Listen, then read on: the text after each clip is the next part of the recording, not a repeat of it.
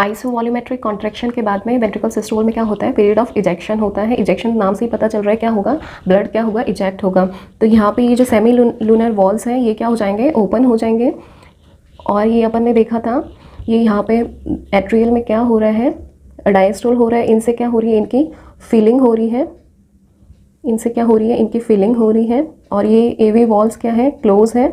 और ये ब्लड ये सेमीलुनर वॉल ओपन होने से क्या होगा ये।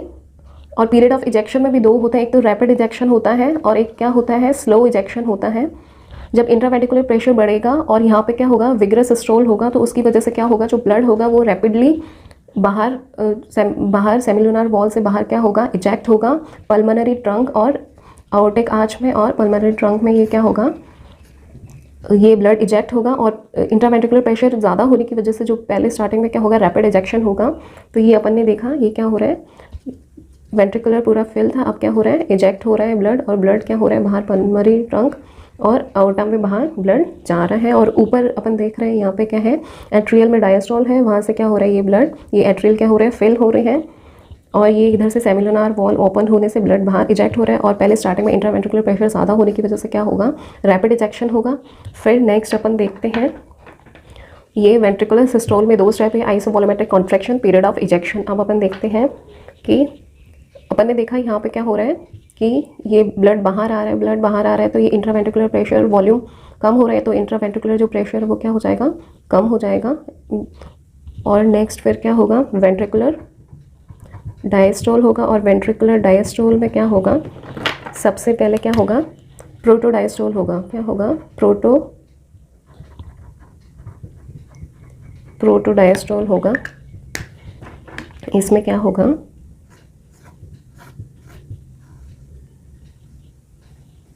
ये ऑरिकल में सिस्टोल होने की वजह से ऑरिकल्स क्या हो रहे हैं, यहाँ पे फिल हो रहे हैं। और अपन प्रोटोडायस्टोल में अपन ने ऊपर क्या देखा था, पीरियड ऑफ इजेक्शन में रैपिड इजेक्शन हो रहा है। फिर क्या होगा, जो ब्लड जो फ्लो हो रहा है वो क्या, ब्लड का जो फ्लो है वो क्या होगा,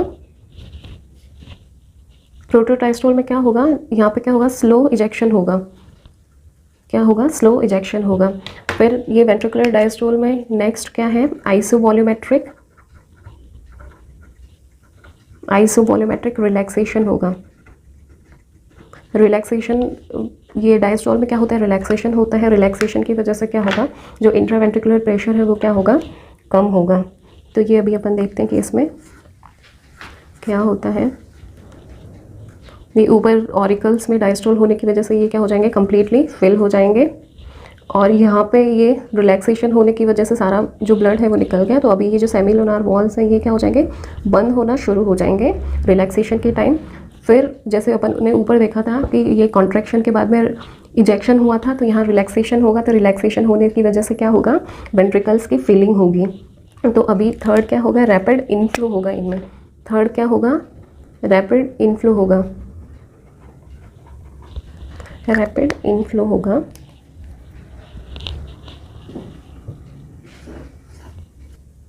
रैपिड इनफ्लो में क्या होगा, ये जो वेंट्रिकल्स हैं उनकी क्या होगी, रैपिडली फिलिंग होगी।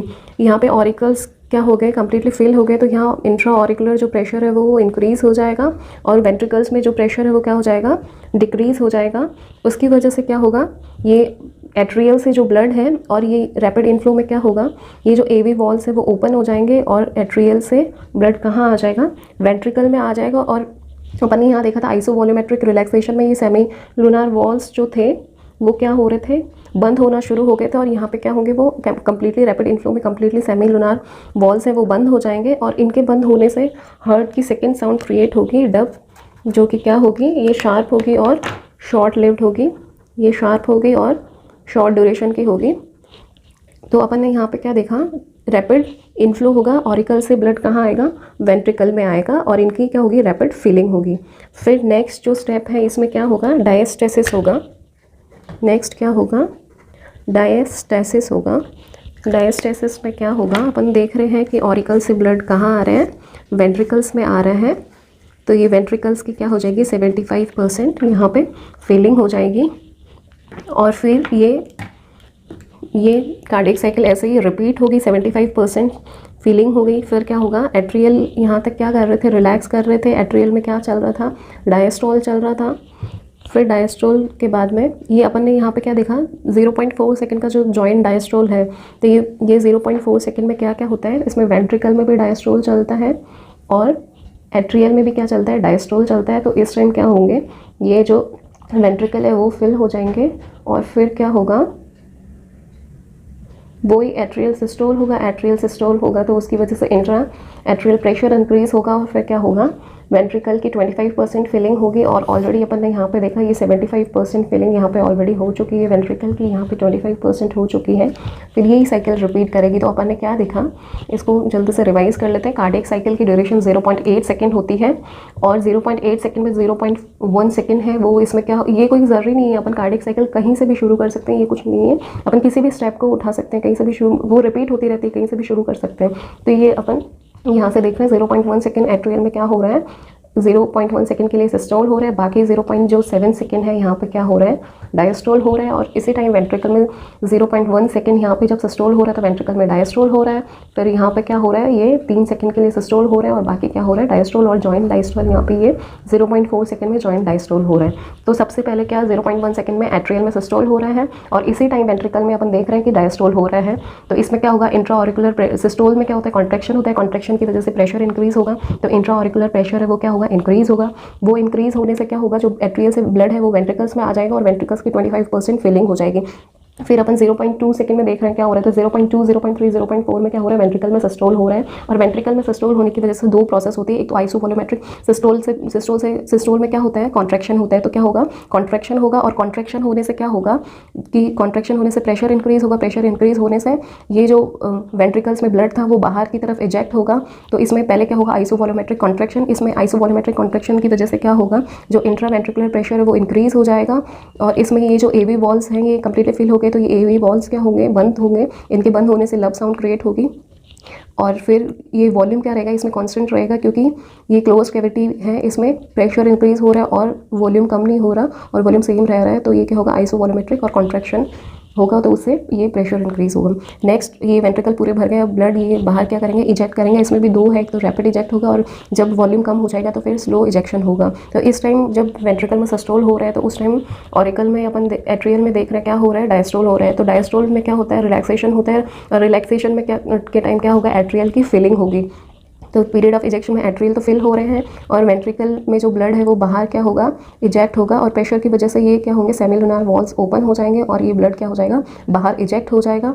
फिर क्या होगा, वेंट्रिकल में क्या होगा, डायस्टोल होगा। ये अपन ने सिस्टोल देख लिया, फिर क्या हो रहा है, डायस्टोल हो रहा है और इसी टाइम एट्रियल में भी क्या हो रहा है, जॉइंट डायस्टोल हो रहा है। तो ये डायस्टोल हो रहा है, इसमें सबसे पहले क्या होगा, प्रोटोडायस्टोल होगा। प्रोटोडायस्टोल में क्या होगा, अपन ने पहले ऊपर देखा था पीरियड ऑफ इजेक्शन, उसमें रैपिडली क्या हो रहा है, ब्लड इजेक्ट हो रहा है। फिर यहाँ पे जब वॉल्यूम बहुत कम रह गया तो ब्लड एकदम धीरे धीरे बाहर इजेक्ट होगा। फिर डायस्टोल हो रहा है तो रिलैक्सेशन होगा, वही आइसोवॉल्यूमेट्रिक रिलैक्सेशन होगा, वॉल्यूम सेम रहेगा। इसमें क्या होंगे, वेंट्रिकल जो होंगे वो रिलैक्स करेंगे। फिर उसके बाद में रिलैक्स करेंगे, उस टाइम क्या होगी, वेंट्रिकल रिलैक्स करेंगे, उसकी वजह से क्या होगा। नेक्स्ट अपन देखते हैं रैपिड इनफ्लो। रैपिड इनफ्लो में क्या होता है, ये एट्रियल भर गए हैं तो इनका प्रेशर इंक्रीज हो गया। प्रेशर इंक्रीज होने की वजह से यहाँ पे क्या है, और यहाँ पे वेंट्रिकल का प्रेशर क्या है, कम है। तो उसकी वजह से क्या होगा, रैपिडली ब्लड एट्रियल से वेंट्रिकल में आएगा और वेंट्रिकल में रैपिडली ब्लड आएगा। उस टाइम यहाँ पे क्या होंगे, ये जो सेमिलुनार वॉल्स है वो धीरे धीरे बंद होना शुरू हुए हैं और यहाँ पे आके कंप्लीटली बंद हो जाएंगे। तो ये जो सेमिलुनार वॉल्स हैं वो बंद होने की वजह से डब साउंड क्रिएट होगा जो कि शार्प होगा और शॉर्ट लिव्ड होगा। फिर उसके बाद में डायस्टेसिस में क्या होगा, जो ब्लड जो आ रहा है उससे क्या हो जाएगा, वेंट्रिकल्स की 75% फिलिंग होगी और ऐसे ही साइकिल रिपीट करेगी। फिर से एट्रियल सिस्टोल होगा जिसमें 25% फिलिंग होगी और ये फिर वेंट्रिकल में सिस्टोल होगा, डायस्टोल होगा और ये फिर से एट्रियल में सिस्टोल होगा। तो ये साइकिल ऐसे हर 0.8 सेकंड में एक साइकिल कंप्लीट होती है और ऐसे ही साइकिल रिपीट करती रहेगी।